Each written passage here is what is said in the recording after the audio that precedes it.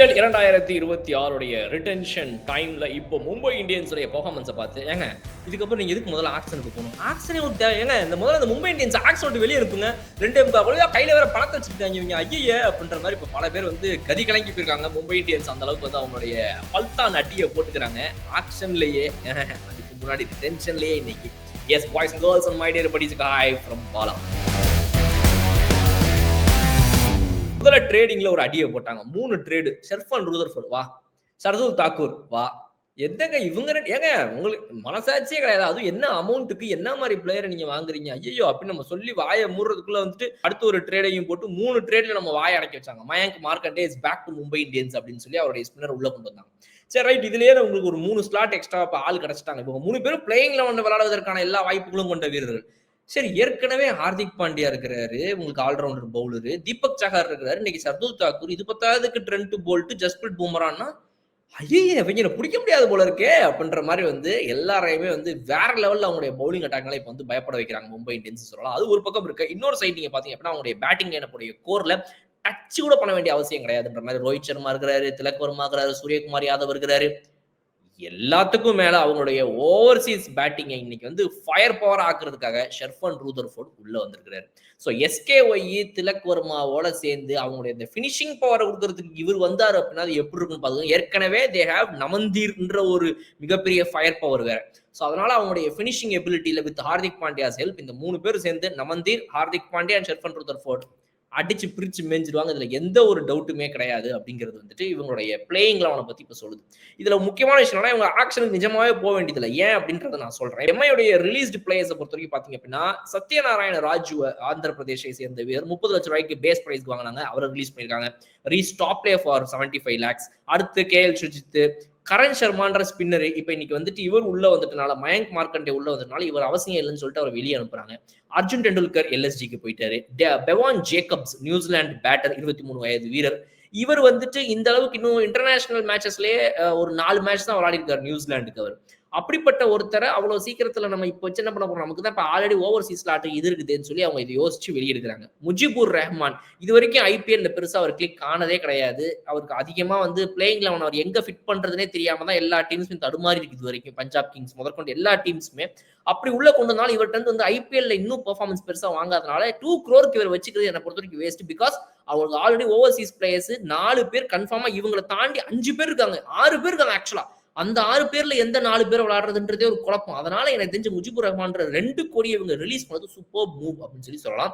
Lizard Williams again அது ஒரு நல்ல சாய்ஸ் தான். விக்னேஷ் புத்தூர் இது ஒண்ணு மட்டும் தான் எனக்கு ஒரு வருத்தம், விக்னேஷ் புத்தூர் ரிலீஸ் பண்ணிருக்க கூடாது அப்படின்னு. பிகாஸ் டெபியூல he took 3 wicket all against CSK at Chepauk. இந்த டார்கெட் அடிச்சிருவாங்கடா சென்னை அப்படின்னு யோசிக்கிற இடத்துல வந்துட்டு ருத்ராஜ் கெய்க்வாட் தான் இவருடைய debut IPL debut wicket. Ruturaj Gaikwad நேரா தூக்கி அடிப்பாரு. ருத்ராஜ் கெய்க்வாட் அங்க நேரா லாங் ஆஃப்ல வந்து கேட்ச் விழும். அடுத்து பாத்தீங்கன்னா சிவம் தூபே தூக்கி அடிப்பாரு, கேட்ச். அடுத்து பாத்தீங்கன்னா வந்து இவங்க டீமோட இன்னொரு முக்கியமான விக்கெட் எடுத்தாரு. 3 விக்கெட் அந்த மேட்ச்ல மட்டுமே வரும். சோ டெபியூல 3 விக்கெட் எடுத்தாரு. அதுக்கப்புறம் பாத்தீங்கன்னா வந்து LSGக்கு அகைன்ஸ்டா ஒரு மேட்ச்ல மிச்சல் மார்ஷ் ஒரு காட்டன் பவுல்டு பண்ணிருப்பாரு, 6 அடி வாங்கிட்டு அதுக்கப்புறமா. சோ அந்த மாதிரி வந்து ஒரு 6 விக்கெட் எடுத்தாரு இவர் போன சீசன்ல. 5 மேட்ச் விளையாடி 6 விக்கெட்னு நினைக்கிறேன். Okay, so it's good. அவரை போல ஒரு ரிஸ்ட் ஸ்பின்னர் வேற, லெஃப்ட் ஆர்ம் ரிஸ்ட் ஸ்பின்னர் வந்துட்டு எவ்வளவு பேர் இருக்கிறாங்க நமக்கு இப்ப IPL. சோ அதனால அவரை இவங்க 30 லட்சம் ரூபாய் வீரருங்கும் போது இப்ப இவங்கள்ட்ட எக்ஸ்ட்ரா பர்ஸ் வேல்யூ 2.75 crore இருக்கு.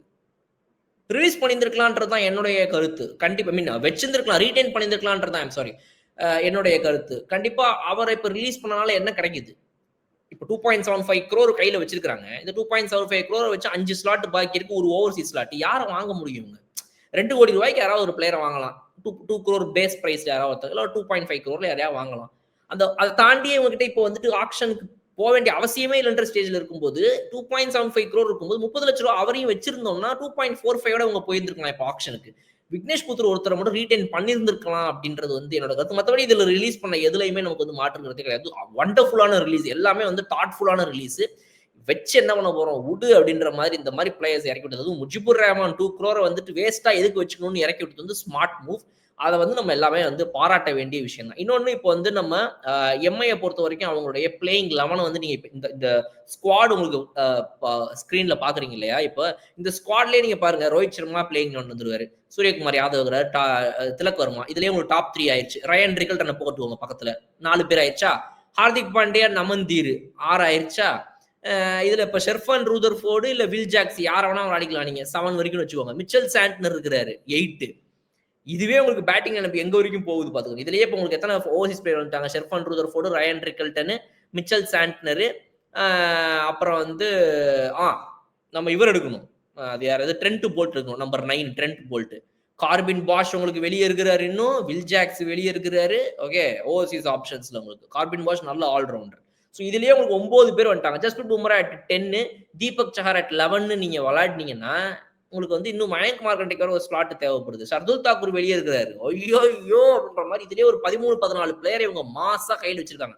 இந்த 14ல இருந்து உங்களுடைய 11 யாரு அண்ட் நீங்க இதுல மயங்க் மார்க்கெட்டை வேணா நீங்க இம்பாக்ட் பிளேயரா யூஸ் பண்ணிட்டீங்கன்னா 12 பிளேயர்ஸ் கரெக்டா போயிடும் உங்களுக்கு. இதுதான் வந்து இவங்களுடைய இதுவா இருக்கும். ஷர்துல் தாக்கூர் அண்ட் தீபக் சஹரை மாத்தி நீங்க எப்போ யூஸ் பண்ணிக்கலாம்.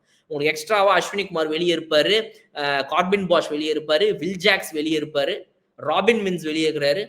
வேற என்ன பாஸ் வேணும் அப்படின்னு சொல்லி அவங்களுடைய பிளேயிங் லெவனை சார்ட்டடா வச்சிருக்காங்க இன்னைக்கு வந்துட்டு Mumbai Indians. So strong squad, ஆக்ஷனுக்கே போக வேண்டாம், I am already ready for the season அப்படின்னு சொல்லக்கூடிய டீம் அப்படின்னா இன்னைக்கு அது மும்பை இந்தியன்ஸ் அப்படின்னு சொல்லி நம்ம சொல்லலாம். ஸோ இந்த ஸ்குவாட், இவங்களுடைய ஆக்ஷன், இவங்களுடைய ரிட்டென்ஷன் அண்ட் இவங்களுடைய இந்த ரிலீஸ் ஆஃப் பிளேஸ் இது எல்லாத்தையும் பத்தி நீங்க என்ன நினைக்கிறீங்க அப்படின்றத கமெண்ட் செக்ஷன்ல சொல்லுங்க. இன்னொரு சூப்பரான வீடியோ நான் உங்களுக்கு பார்க்குறேன். அது வரை விடைபெறுது உங்கள் ஓகே பாய். வட்டி boss Bigg Boss Tamil season 9 review show நான் வர தினமும் ராத்திரி 11:30 மணிக்கு. Subscribe to colour Kannadi media.